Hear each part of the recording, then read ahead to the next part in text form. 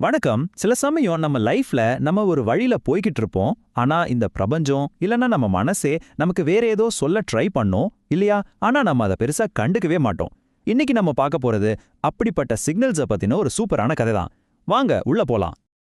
உங்க வாழ்க்கையில சில தவறுகள், சில சம்பவங்கள் திரும்ப திரும்ப நடக்கிற மாதிரி எப்போவாவது ஃபீல் பண்ணிருக்கீங்களா? இது சும்மா யதார்த்தமா நடக்குதா? இல்ல இதுக்கு பின்னாடி ஏதாச்சும் காரணம் இருக்குமா? ஒருவேளை உங்க உள்ளுணர்வு உங்களுக்கு ஏதாவது சொல்ல முயற்சி செய்யுதா?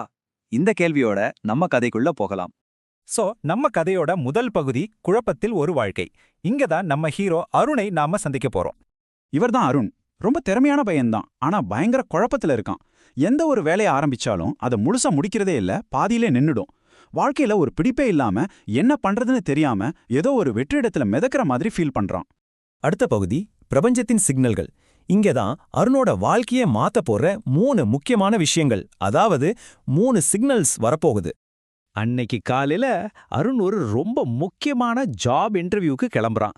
இந்த வேலை மட்டும் கிடைச்சிட்டா லைஃப் செட்டில் ஆயிடும்னு ஒரு பெரிய நம்பிக்கையோட இருக்கான். அப்போதான் ஃபர்ஸ்ட் சிக்னல் வருது. அவன் வீட்டை விட்டு வெளியே வந்தோடனே ரொம்ப நாள் கழிச்சு அவனோட ஒரு பழைய ஃப்ரெண்டை பார்க்கறான். சும்மா பேசிட்டு இருக்கும்போது அந்த நண்பன் ரொம்ப சாதாரணமா சொல்றான், மச்சி உனக்கு சரியான பாதை இன்னும் ஆரம்பிக்கல போல அப்படின்னு. அருண் இதை ஒரு ஜோக்கா எடுத்துக்கிட்டு சிரிச்சுட்டே அங்கேருந்து கிளம்பிட்டான். ஆனா அது எவ்வளோ பெரிய ஒரு குறிப்புன்னு அவனுக்கு அப்போ தெரியல. சரி, அந்த நண்பனை விட்டுட்டு இன்டர்வியூக்கு போற வழியில அவனுக்கு 2வது சிக்னல் கிடைக்குது. ஆனா அவனோட முழு கவனமும் அந்த இன்டர்வியூ மேல மட்டும்தான் இருக்கு. பஸ் ஸ்டாப்ல ஒரு போர்டுல இந்த வாசகத்தை பார்க்கறான். Don't give up, your time is coming. அதாவது கைவிடாத, உனக்கான நேரம் வருது. இந்த மாதிரி வாசகங்களை நாமளும் பல இடத்துல பார்த்திருப்போம் இல்லையா? அதே மாதிரி தான் அருணும் இத பெருசா கண்டுக்காம கடந்து போயிடுறான். இப்போ 3வது சிக்னல். இதுதான் மற்ற 2 விடவும் கொஞ்சம் கடுப்பேத்துற மாதிரி நடக்குது. இன்டர்வியூக்கு இன்னும் கொஞ்ச நேரம் தான் இருக்கு. அந்த சமயத்துல இன்டர்வியூ நடக்கிற இடத்துக்கு வெளியில வெயிட் பண்ணிட்டு இருக்கும்போது திடீர்னு அவன் ஃபோன் சுவிட்ச் ஆஃப் ஆயிடுச்சு. அவ்வளவுதான், அவனுக்கு பயங்கர டென்ஷன். என்னடா இது, கரெக்டா இந்த நேரத்துல பார்த்து இப்படி ஆகுதேன்னு மனசுக்குள்ள திட்டிக்கிறான்.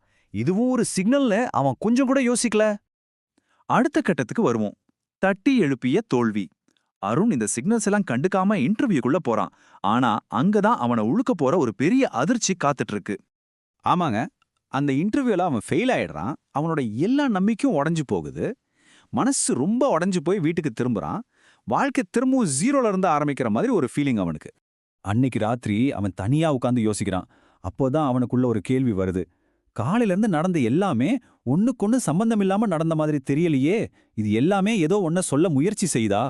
அந்த நண்பன் சொன்னது, போர்டுல பார்த்தது, ஃபோன் ஆஃப் ஆனது, கடைசியா இன்டர்வியூல ஃபெயில் ஆனது, இது எல்லாத்துக்கும் நடுவுல ஏதோ ஒரு கனெக்ஷன் இருக்குமோ? அந்த ஒரு கேள்வி, அந்த ஒரு ராத்திரி அருணோட வாழ்க்கையே மாத்தி போடுது. எல்லா குழப்பமும் விலகி மனசுல ஒரு தெளிவு பிறக்குது. அது ஒரு புது வாழ்க்கையோட தொடக்கமா அமையுது. அடுத்த நாள் காலையில அருண் ரொம்ப தெளிவான ஒரு முடிவு எடுக்கிறான். ஸ்டெப் 1, இனிமே என் மனசு என்ன சொல்லுதோ அதை கேட்கணும். ஸ்டெப் 2, எனக்கு ரொம்ப பிடிச்ச ஓவியம் வரையற கலையை சீரியஸா எடுத்துக்கணும். ஸ்டெப் 3, யோசிக்கவே கூடாது, உடனே ஆரம்பிக்கணும். அன்னிக்கே கோட்டை வரைய ஆரம்பிக்கிறான். மாசங்கள் வேகமா போகுது. தன்னோட முழு கவனத்தையும் காதலையும் அவன் ஓவியத்துல செலுத்துறான். இப்போ அதே அருண் ஒரு வெற்றிகரமான டிசைனரா வளர்ந்து நிக்கிறான். பாருங்களேன், அவனோட முகத்துல இப்போ அந்த பழைய குழப்பம் இல்ல, ஒரு நிறைவும் சந்தோஷமும் இருக்கு. அருணோட கதை இங்க முடியல. இதிலிருந்து அவன் கத்துக்கிட்ட பாடம், அதாவது பிரபஞ்சம் அவனுக்கு கத்துக் கொடுத்த பாடம் என்னங்கிறது தான் ரொம்பவே முக்கியம்.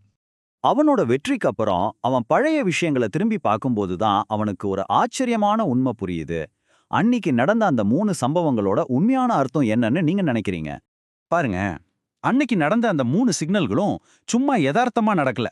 அந்த இன்டர்வியூ, அந்த வேலை, அவனுக்கான சரியான பாதை இல்லங்கிறத உணர்த்தத்தான் அந்த சிக்னல்கள் வந்திருக்கு.